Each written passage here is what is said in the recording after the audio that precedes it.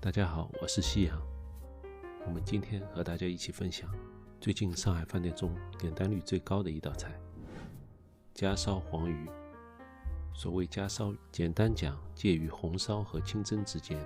今天的配料有红葱头、生姜、大蒜粒，还有年糕。年糕会吸收汤汁的鲜美，并使汤汁更加浓稠。我把配料表放在了片尾，有兴趣的朋友可以去看一下。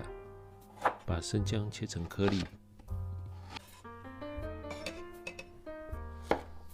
大蒜粒对半切开，红葱头一分为二。红葱头有去腥提香的功效，在粤菜和台湾菜里用的比较多。最经典的就是卤肉饭里常用到的红葱头酥。再切一点葱段，我们会分2次使用。年糕先在水中浸泡10分钟。上海话说黄鱼脑子，形容记性不好。那黄鱼到底有没有脑子呢？请在下方留言区告诉我。斜刀切至鱼骨，但不要把黄鱼骨切断，否则装盆会很难看。油锅7成热，下红葱头、生姜、大蒜，也可以放猪油，汤汁会更白。把蒜头煸至微黄，散发出焦香味。这时候放入黄鱼，加入20克料酒、2克盐，加入2克白糖提鲜，加入15克生抽，加入开水到鱼生的一半，千万不要掉渣，否则到时候收汁会比较困难。放入葱段去腥，视黄鱼的大小，加盖焖煮3到5分钟。5分钟后，挑去上面的葱段，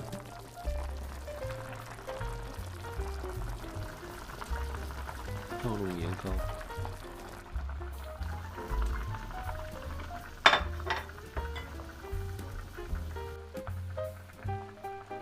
重新放入葱段，再次加盖焖煮3分钟。喜欢我的视频，请点赞订阅，您的支持是我最大的创作动力。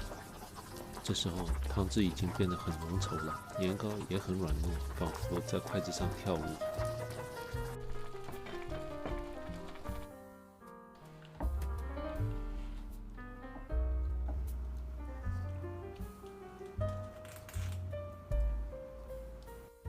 虽然做法简单，但是黄鱼肉质细嫩，香气扑鼻，鱼肉爽滑嫩口，年糕更是软糯香滑，弹性十足，而且汤汁非常有层次感。有兴趣的朋友可以回家做一下，我们在留言区交流。好了，今天就到这里，谢谢您的收看，让我们下期再见。